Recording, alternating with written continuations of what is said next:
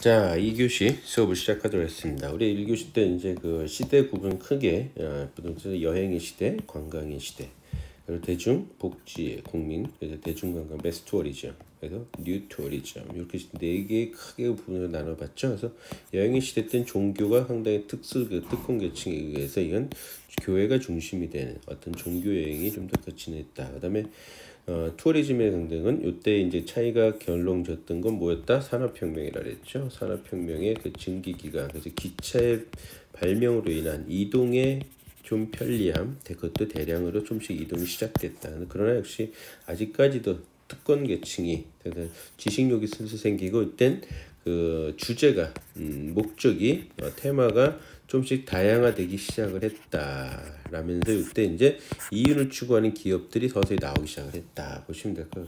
매스 투어리즘 마찬가지로 이제 기차와 선박과 다음에 항공, 기차와 선박, 항공 이 세 가지 키워드에 대해서 대중이 많은 여행을 하게 돼서 여행의 일반화가 되기 시작을 하면서 이때 이제 대중 투어리즘, 매스 투어리즘이 발생이 됐고 여기에 이제 소외된 계층이 되니까 그러니까는 복지와 관련된 것들 좀 신경 쓰기 시작했다는 시기.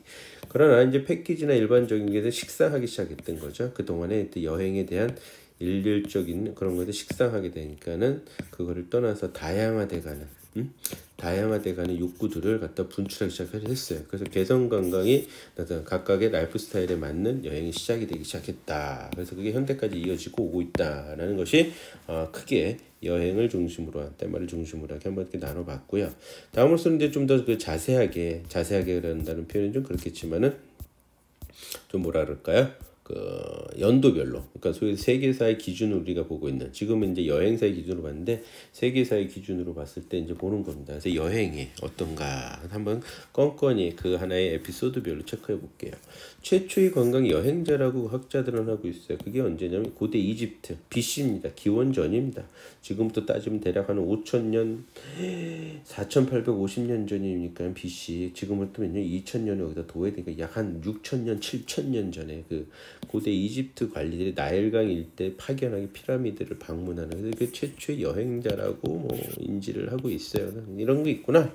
그러다가 이제 상왕조 시대 때 중국, 이것도 마찬가지로 BC 때입니다. 그래서 동서양을 잇는 길, 육상을 이용 상용 여행이 시작이 됐다. 육상을 통한. 그래서 중국과 서양은 벌써 이때 이어지기 시작했죠. 이때 그 육상으로서. 그러다가 이제 또한 아직까지 기원전에 페니키아인들 해상을 통한, 이 사람들이 이제 철을 만들어 발명을 하고 철을 만들어서 철로선 해상 교역을 장악을 하죠. 페니키아인들이요. 배를 갖다 그래서 해상 교통을 완전히 장악해 버리고 해상을 갖다 한 상용 여행이 이제 본격적으로 시작이 됐다. 그러니까 육로를 통한 중국의 상왕조 시대 때, 그렇죠. 이제 페니키아인들이 해상을 장악하고 난 다음에 철을 이용한 배를 만들었거든요. 그러니까 어떤 배들하고 싸워도 당연히 이길 수밖에 없는 상황이 됐던 거였죠. 그때 해상을 통한 상용여행이 시작이 되게 됐다. 근데 기원전전 어떤 그런 게 받아보는 거예요. 고대 사회입니다. 그러다가 이제 기원전에 그리스 신전 건축, 그러니까 신전 참배, 여기까지 종교적 목적이 이제 서서히 나타나기 시작을 합니다. 본격적으로. 그러면서 이제 하나 추가되는 게 스포츠가 하나의 주제가 됐다. 여행의 주제가, 이동의 주제가 됐던 거죠. 근데 로마인들이 로마를 갖다 통일하고 그래서 유럽을 갖다 거의 다 장악하고 나면서 어느 정도 풍요로운 정복 생활에서 봤던 다른 데 가서 왔더니 그런 것이 그런 음식이 있다더라. 여기 뭐 온천이 있대더라. 이런 것들을 알기 시작하면서 위랑 목적에 이제 그 로마의 대로마 시대 때 위랑 목적이 이제 평화로우면서 어떤 즐기는, 그래서 대략 그 정복자로서의 그 위랑 목적의 관광 형태들이 서서히 나오기 시작한 때가 요때다. 그래서 요때 이제 기원전에서 기원후로 넘어가는 거죠. 기원은 이제 로마 시대 이제 붕괴가 돼버렸죠. 로마 시대 붕괴가 돼버리는데 교회를 중심으로 이 시기에는 성지 순례가 서서히 나오기 시작했다. 종교적인. 그러다가 역시 종교와 원래 이제 이게 뭐 황제와 교황과의 싸움에서 눈을 밖으로 돌리기 위해서 십자군 전쟁이 있겠죠. 결국엔 이거는 기독교와 이슬람교의 전쟁의 시작은 또 이루어지죠. 그러나 결과론적으로는 동방교육이 확대가 되기 시작을 했습니다. 이때 동방교육이 확대. 그래서 이때 이제 숙박시설이 서서히 나타나기 시작을 해요. 그래서 여관이라든가 호텔이 나오기 시작을 한다. 그런 시대가 요 십자군 전쟁 시대를 통해서 나오기 시작했다. 동방과 교육이 그 본격적으로 시작되기 시작했다.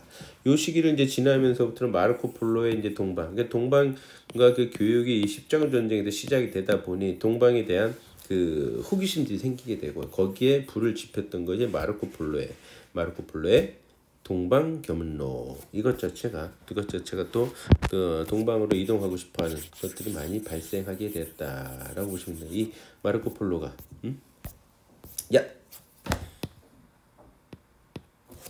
이 마르코 폴로의 제 동방견문록이죠. 동방견문록이 마르코 그 책 자체가 이 책으로 인해서 서양 사람들이 동방으로 가야 하게 되겠다라는 이런 호기심을 증폭시키는 또한 책을 또 만들어냈던 것이 있다. 뭐 자세한 얘기는 양반님 조카인데 뭐 중국 가서 살았느냐 안 살았느냐 좀 이상한 얘기는 있지만 어찌 됐건 이런 식으로 해서 유럽인들의 동방에 대한 여행 욕구를 자극하던 게 마르코 폴로의 동방견문록이라는 책이 또 그걸 또 시작됐다. 그 시작은 십자군 전쟁에서 시작이 됐다. 이렇게 보시면 될 것 같습니다.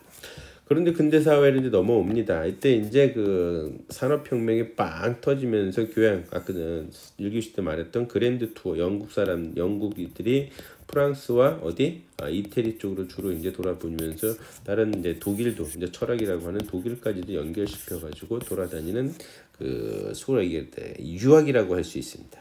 영국 사람들이 그런 여행들이 아주 장기간 투어도 시작이 됐고 산업혁명이 발생이 되면서 토마스 쿡이라는 세계 최초의 여행사 제가 파산했다 그랬죠. 작년에 2019년도에 파산됐습니다. 2019년에 파산은 그 여행업의 창시자 토마스 쿡이 됐고 그리고 호텔이라는 것이 이제 1850년대 파리의 호텔이에요. 호화 호텔이 처음 이때 시작을 합니다. 역시 파리에서 시작되죠. 그 다음에 후불제 신뢰를 바탕하는 후불제 여행자 수표가 생겼다는 사실이죠. 이 여행자 수표 제가 말씀드렸지만 요건 아메리칸 익스프레스사에서 만든 건데요. 요 아메리칸 익스프레스는 여기도 마찬가지로 여기 사인 부분이 있고 여기 사인 부분이 있어요. 여기다 동일한 사인이 되어 있거나 아예 빈간 블랭크도 사용할 수 있습니다. 그 누가 주수면 그러나 이름이 둘 다 똑같이 사인 여기도 뭐 제가 제 사인이 이런데 여기다 사인하고 여기다도 사인을 하게 되면 동일한 사인이 돼 있으면 이것도 또 사용할 수가 있어요. 그 누구도 아무나 사용할 수 있다. 그러나 이것이 한쪽에만 사인 자체가 하나만 이렇게 존재하고 있다. 그러면 사용을 못해요. 똑같은 사인을 써줘야 돼요. 그렇지 않으면 사용을 못한다라고 보시면 될 것 같습니다. 그래서 나는 요게 나온 것이 상당히 대단하다고 느끼는 이유가 분실. 저도 해외여행을 다니면서 한 30년인가 한 25년 전에 20여 년 전에 한국 돈 200원 그때 월급이 100만 원도 안 되던 시절인데 200만 원, 250만 원인가 2,000달러 이상을 잊어버렸거든요. 근데 그건 현금이니까 찾을 수가 없죠. 근데 저 여행자 수표는 찾을 수 있다. 사인을 한쪽만 해두고 나면 다른 사람 사용을 못해요. 그리고 고유 넘버들이 있거든요. 수표의 고유 넘버. 그래서 은행에 가가지고 그 은행에다 얘기를 하면 그걸 다시 캐시로 받을 수 있었다는 사실이에요. 여튼 여행자 수표가 이제 등장되겠다. 그 후불제 여행이 개념이 되는 거죠. 그 신뢰를 바탕으로. 그러다 1908년 버팔로 스타일러 호텔을 창시하게 돼. 이제 호텔 이제 대중화 상용 호텔을 막다. 이 그랜드 호텔은 좀 호화 호텔 특권증 계통을 사용하지만은 이제 미국 쪽에서는 이제 대중화 시를 1900년대에 들어와서 시작을 했다라는 걸 보게 되고요. 그러한 다음에 이제 여행의 어떤 그 가장 한국 여행의 대표적으로 획기적인 시안이 만들어졌던 건 언제냐면은 전기 항공기가 떴다라는 건 1919년입니다. 우리나라는 이제 일제강점기 시대 때죠. 이 전기 항공기가 떴다라는 것 자체는 상당한 획기적이다. 여행 상품이라는 거를 만들어낼 수 있다라는 거죠. 이게 부정기제가 되잖아요. 부정기가 되면 비행기가 언제 뜰 줄 모르니까 내가 여행 상품을 만들어서 고객을 갖다 모객행위를 할 수가 없다. 그러나 정기적으로 뜨면 이게 일주일에 한 번을 뜨든 하루에 한 번을 뜨든 정기적으로 되면 우리 여행 상품을 만들어서 모객을 가능하겠죠. 정기적이면 가능하다. 오케이가 되거든요. 여행 상품 만드는 게. 근데 부정기는 그게 없네. 그런데 1919년에 이제 정기적으로 런던하고 파리하고 비행기가 다니기 시작을 했던 거죠. 런던하고 파리하고. 이런 정기적으로 다니기 시작했다는 건 여행 상품을 만들어낼 수 있다라는 상황입니다. 그러게 됐고. 1950년대 돼가지고는 1919년에 그 정기적으로 비행기가 운항된다라는 것은 상당히 획기적인 거고 또 하나는 다이너스 클럽의 카드가 그 소위 신용카드입니다. 신용카드.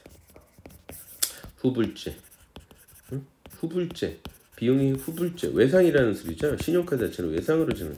그러니까 이런 것은 그냥 요거는 뭐가 되냐? 지금 당장 돈이 없어도 소비를 진작을 하지 않습니까? 소비를 끌어올리죠. 소비지죠. 그래서 신용카드 소비 진작을 하게 되는 이상하게 분실의 위험도 없어지게 되죠. 분실의 위험도 사라지고 환전에 대한 불편도 사라지게 되는 이 다이너스 클럽 카드가 처음으로 등장하면서 또한 여행을 갖다 증복시키는 이제 방제죠. 다음에 이제 52년도에 제트 여객기가 출현돼요. 이것은 이제 바로 뭐냐? 대량 관광에 멀리까지 중요한 건 제트 비행기는 빠르게 이 제트 엔진이 나오기 시작하면서 항공이 멀리 빠르게까지를 할 수 있는 대량 관광 시대를 본격적으로 1950년대에 막 시작을 합니다. 이제 그 전까지는 자그마한 그 소위 얘기해서 프로펠러 비행기 같은 다다다다다다다다 이런 비행기가 다니다가 1952년도서부터는 본격적으로 제트 비행기, 지금 다니는 비행기 다 제트 비행기들입니다. 다만 그 속도가 더 빨라지고 어떤 성능이 더 뛰어나다라는 것이 있지만 이런 식으로 대량 관광, 매스 투어리즘 이때가 이제 본격적으로 발생하기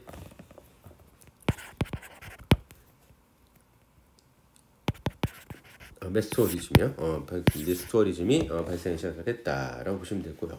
요렇게 이제 그 대량 관광이 대중 관광이 발생하던 시던 찰나에 복지 관광에 대해서 우리가 관심을 갖기 시작합니다. 그게 아카플로의 멕시코에서 선언을 합니다. 복지 관광을 하자. 그러면서 또 97년에 10년이 15년이 지난 몰디브의 말레 선언. 이때는 이제 지속 가능한 관광. 이때 본격적으로 뭐에 관심을 갖기 시작했다? 환경 보호에 관심을 갖기 시작했다. 몰디브 말레. 왜 그러냐면은 왜 몰디브라는 나라에서 했었냐? 몰디브 수도가 말레인데요. 몰디브는 어디 있는지 아시죠? 인도양.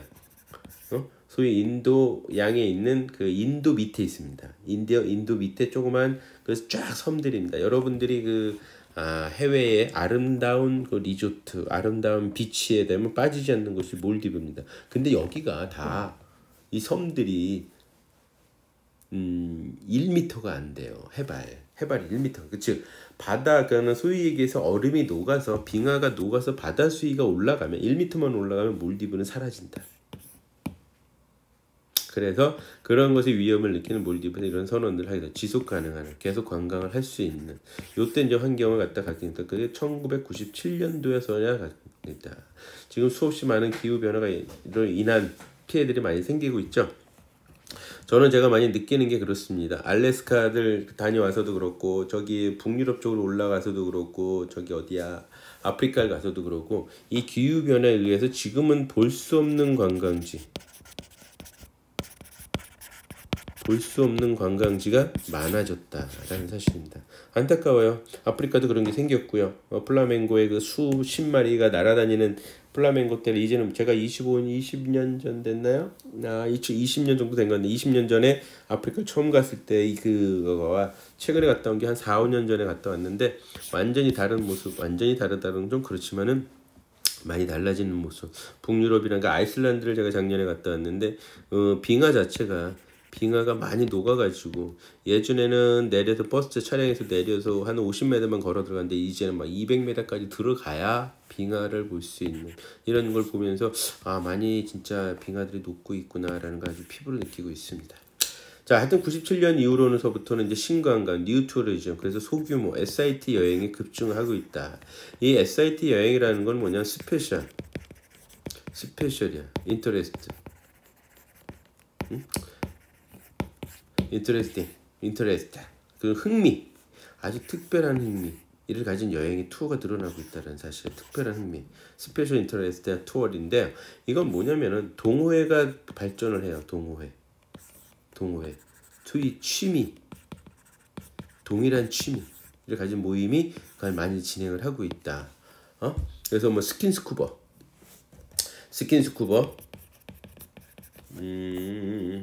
그런데 여러분들이 만약에 혹시나 여행사에 관심이 있다거나 여행사를 새로 차린다 그랬을 때 새로 차려도 돼요. 이 스페셜한 새로운 흥미를 가진 주제를 가지고선 여행사를 해서 전문가로서 지금 현재 잘 나가는 것들 중에 하나도 스킨스쿠버라든가 MTB 산악자전거 트레킹이라든가 그다음에 산 트레킹, 그러니까 위험한 고산지대죠. 고산들, 유명한 명산들 트레킹이라든가 거기에 대표적으로 잘 전착했던 것이 이제 해초 여행사라는 데가 있어요.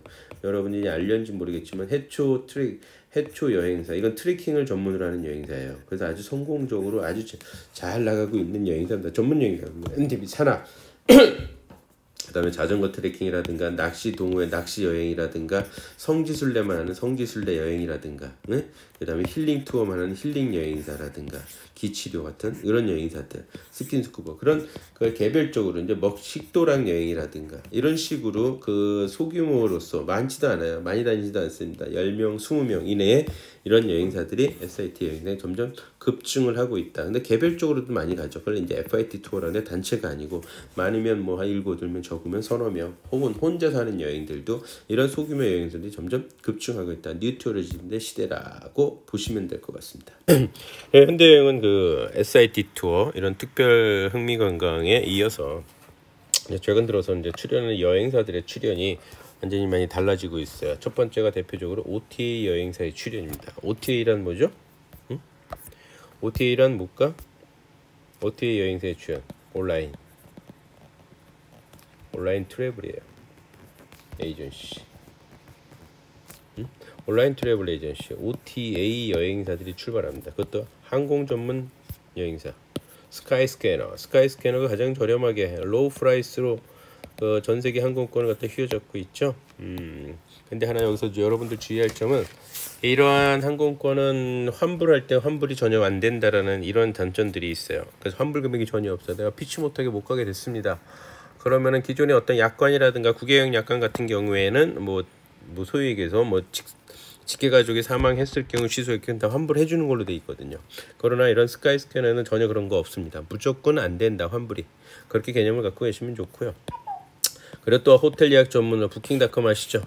네, 부킹닷컴 그리고 전반적으로 여행하고는 익스피디아 이런 OTA 여행사들의 출연이 기존의 오프라인 여행사들의 그 시장을 많이 잠식하고 있죠. 특히 20대 30대 인터넷 환경에 익숙한 커스터머들의 클라이언트들한테 많이 뺏기고 있는 상황이다 라고 해서 지각적인 형태가 완전히 변해가는 게 좀 완전히 다 싹 바뀌지는 않더라도 지각에 어떤 변동이 오고 있다 라고 보시면 될 것 같아요. 그 다음에 이제 전문 여행사의 추세, 아까 조금 전에 얘기했듯이 SIT 투어 스페셜 인터레스트 투어 있잖아요.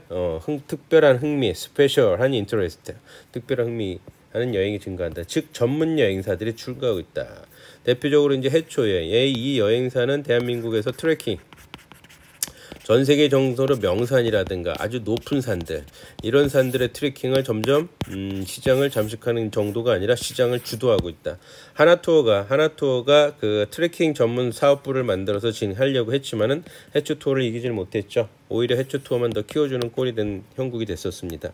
여튼 이런 전문 여행사들의 증가 추세는 계속되고 있다. 특히 이 SIT 투어 동호회 모임으로 인해서 동호회 모임에서 여행의 경험이 좀 많은 사람들의 리딩이 돼서 그 사람들 리더들이 프로그램을 짜고 만들고 레저베이션 하고 이런 식으로 다니는 이런 투어들이 많이 늘고 있다라고 보시면 되죠. 이 또한 마찬가지로 기존 여행사들이 하는 행태를 많이 브레이크 시키는 거죠. 완전히 깨버리시고 새로운 쪽으로 여행을 투어가 만들어지고 있다. 또 하나의 출연된 여행사들의 그 출연들은 뭐냐면 플랫폼 여행사. 플랫폼이 어떤 플랫폼을 만들어내서 그대로 파는 거예요. 요거는 이제 여행의 그 감성은 좀 떨어지는 건 없지 않아 있을 수는 있어도 어찌됐건 그러는 대표적으로 이제 현지만 투어하는 거죠. 여기서는 현지의 그 마을 시티면 시티 그 하나의 A, B, C, D.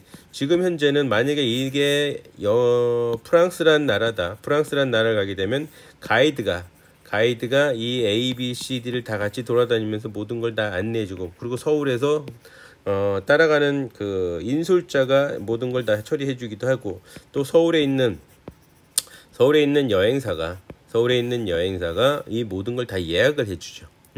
근데 이젠 그게 아니라 그렇게 진행되는 것이 아니라 그게 완전히 바뀌고 있어요. 그래서 마이 리얼 트립이라는 데가 있습니다.